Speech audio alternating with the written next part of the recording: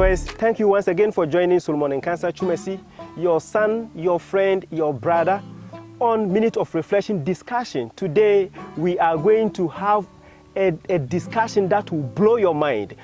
We have a lot of issues revolving our communication with people. We have a lot of issues revolving our interaction with people, especially even when we assist people. We expect different things from them, and sometimes when they are not able to meet our specific demands and our instructions, we perceive them as ungratefulness. So today, on discussion regarding Minute of Reflection, I have searched and I have come across one man that I will have a discussion with, and I am highly sure, and I'm very happy that we are going to learn a lot from this man. This man is no other man but Mr. Kgopane. Thank you for the invitation to speak to your viewers on the Minute of Reflection. Discussion, yeah. And I really appreciate the opportunity, and it's a very interesting topic that is very close to my heart, because we are quick to judge people and say they are ungrateful if they do things that we don't expect them to do. Okay, no, thank you very much. I'll come back to you. My church viewers, Mr. Kgopane is addressing me as SOG.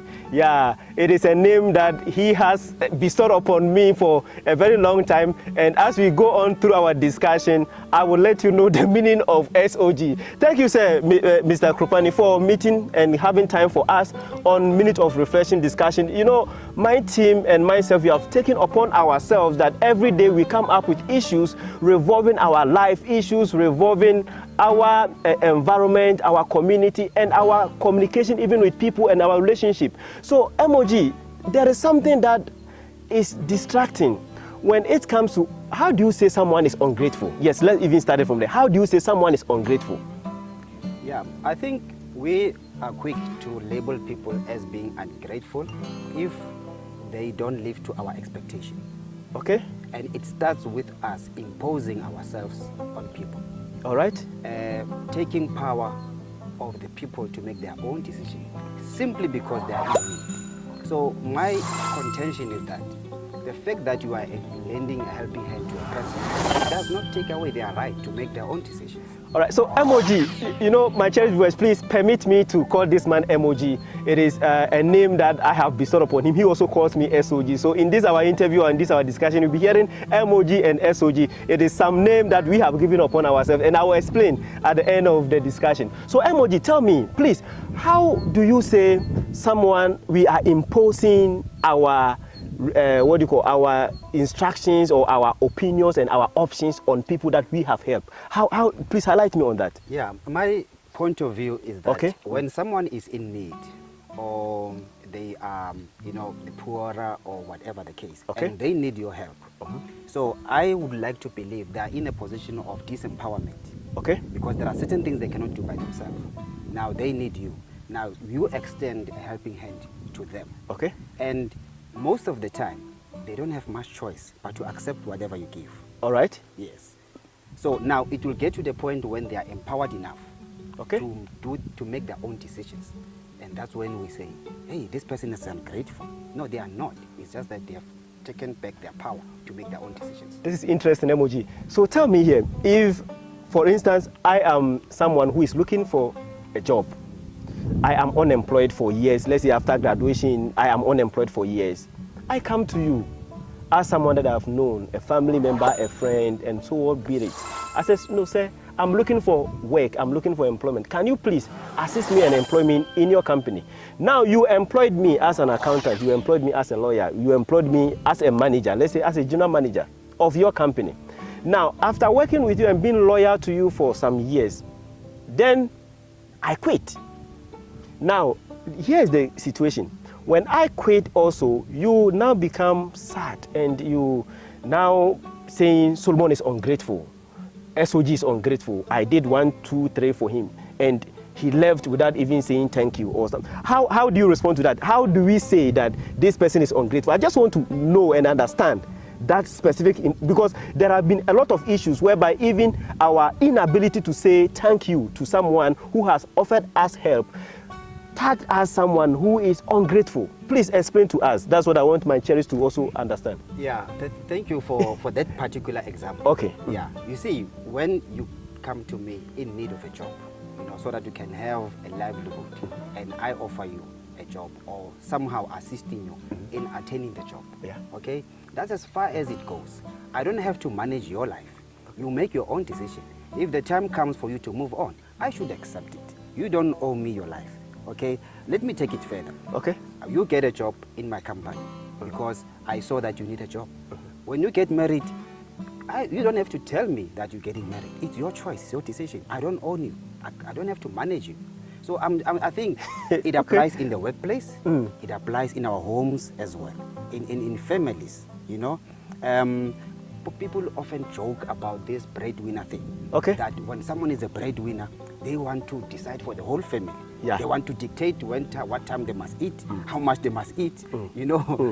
Recently there was even a joke about someone's getting home and say, why are you watching TV and DSTV at the same time? So it's like you're managing people simply because you're extending a hand to them. So Emoji, sorry to cut you off. So you are telling me and my cherry viewer to understand that our inability to accept people's private lives, let me put it in that way, makes us dictate to them.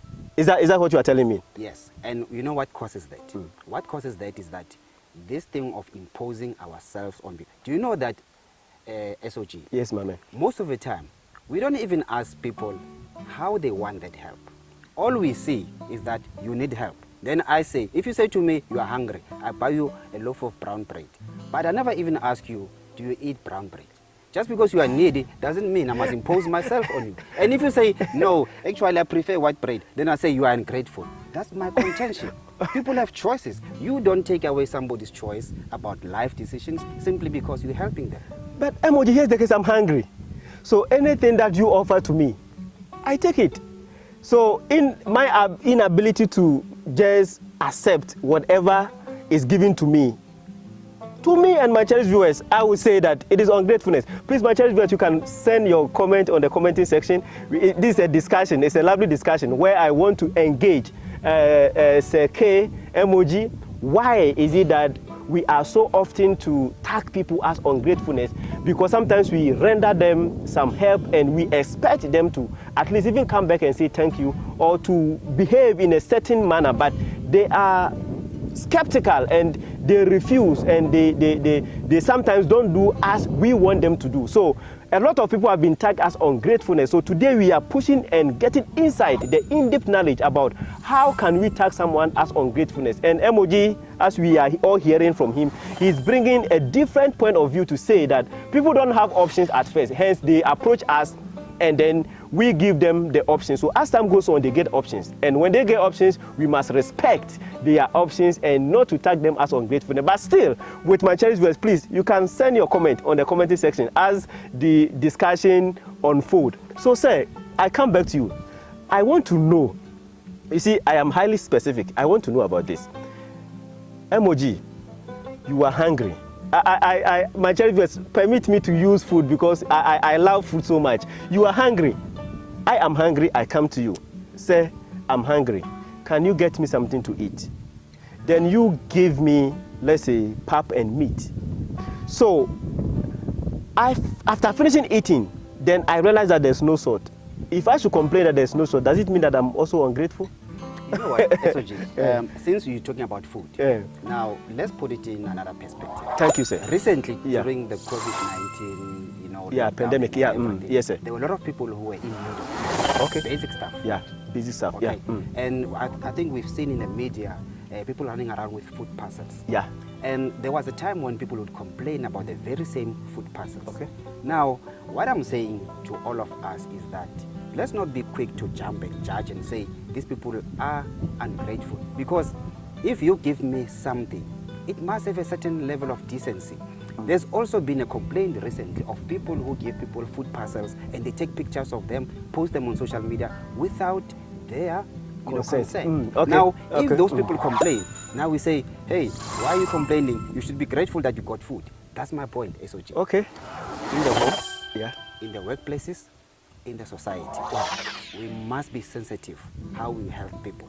firstly, we don't impose our will on them, because they still have a choice of saying what they want and how they want it. Why don't we be gracious enough to say, how do I help you? Is this how you prefer it? And if the person says no, just accept it. Okay? And if, SOG, let me emphasize this. Please point. emphasize, yeah, Yes. please emphasize. If I go out of my way to help you, Okay. you don't owe me. I volunteered to help you. If you continue to make your choices, you know what? I shouldn't be offended. You don't owe me your life. What I'm saying is that I think the bottom line is this. Okay. The principle. Okay. When people are in need, when people are poorer, okay, at times it disempowers them. Okay. But when they can stand on their feet, they get back their power. And they now start to have a voice. And that's where we get offended. They say, oh, this person, they were just accepting everything. Now they've got a nerve to say, no, I don't want it this way. But you know what? It's because they've got their power back. And you know what? It's a fundamental human right. Okay. Choose what you want. You understand what I mean? Okay, let's say with you, maybe in your other line of work, there's a student that you help to get to the university. Okay. Then after they get to the university, you suggest to them they must work for that company. And they say, no, actually I want to change my career. You don't have to be offended and say, hey, my man, I went out of my way to get you through 3 years of a degree. Now you're changing. You're getting to something else. They've got their power back to decide what they want. And it's their right. We must accept it. And this and is... I know, I think I must say this. Okay, talk to me. This is a painful topic for people who are givers and they are generous. Okay. Because even for me, it was something new to learn. To say I must learn to accept that people have got their choices and they can make their choices. And especially when they are at the point of getting their power back, materially, financially, and otherwise. Yeah, thank you very much, Emoji. I'm so amazed about the point that you are raising here. First, you are talking about empowerment, meaning that are you telling me or are you suggesting to my cherished viewers that when we are in a position to offer some help to people, it means that the other person receiving the help, all sort of help, is not empowered? Is that what you are saying? You know what? If you can look at a lot of things in life, it's mostly about power play. Okay. Okay. Power play. All right. The person who gives, who offers, okay, they've got more power because they've got more resources. All right. The one who receives, they are less empowered because they are in need. Okay. But that is momentarily, you know, that is temporary. They will get to a point when they are at your level. And where not because you are used to giving them and offering them and they are at the receiving end. Okay. When they start to stand for themselves and say, no, well, I don't prefer to live here. I don't prefer to eat this one. I don't prefer to drive this. They do get offended. Why? Because now the power relations are more equal now. You know, I was highly tempted to say, I don't know of my cherished viewers, but I was highly tempted to say that you have not really experienced people who are highly ungrateful to you. That is why I was tempted to say, because Emoji, this is very, very painful to a point that you see you can. Okay, I'm coming. Please let me land, please. Please let me land, please. Okay. You raised an issue about a university helping a student or helping someone to pursue or further his or her course in the university, you know, and then after completing, you offer them something, and it's not even about completing. My man, sometimes people that you help, they pay you with your own coins, and sometimes it's very painful. I don't, because of the discretion and some securities, I don't want to mention a lot of things, but I myself have seen people that you assist, young people that you help. Please, I'm sorry to say, and my cherished viewers, please permit me, they are from a low background. Someone could assist them to a specific level, to the extent that even when they meet you, they don't even say good morning, sir. I'm sorry to say that. When they even meet you, they don't say good morning, sir. And then the worst part is when they go around to spread fake gossips, fake information about you. So we as human beings, we are quickly to push along the line and say, no, this person, this one is ungrateful. I did 1, 2, 3 for him, and then this is what he's paying me. That is why I'm skeptical and I don't understand. My cherished viewers, as we are engaging, please send us your comment. Let's read and then let's engage. Please, how do you answer that? I hear your example, but I think it's veering into the extreme. Okay. You know, people who are people of bad characters. Okay. I'm not talking about people of bad character. You know, I'm talking about now a situation whereby someone didn't have much choices Okay. in terms of what they can do, and they come to you and you offer them help. Okay. But let's also remember, SOG, that when you offer someone help, Yes, sir. there are a lot of expectations from your side. Okay. Yes. And Okay. because we are human, we build expectation. All right. Say, if I push this person, they get here, they get there, then they get here. You build those expectations around the resources that you invest into this person. Okay. Now, let me ask a rhetorical question. Do we even communicate such things? Do we even tell someone, say, this is my expectation about you?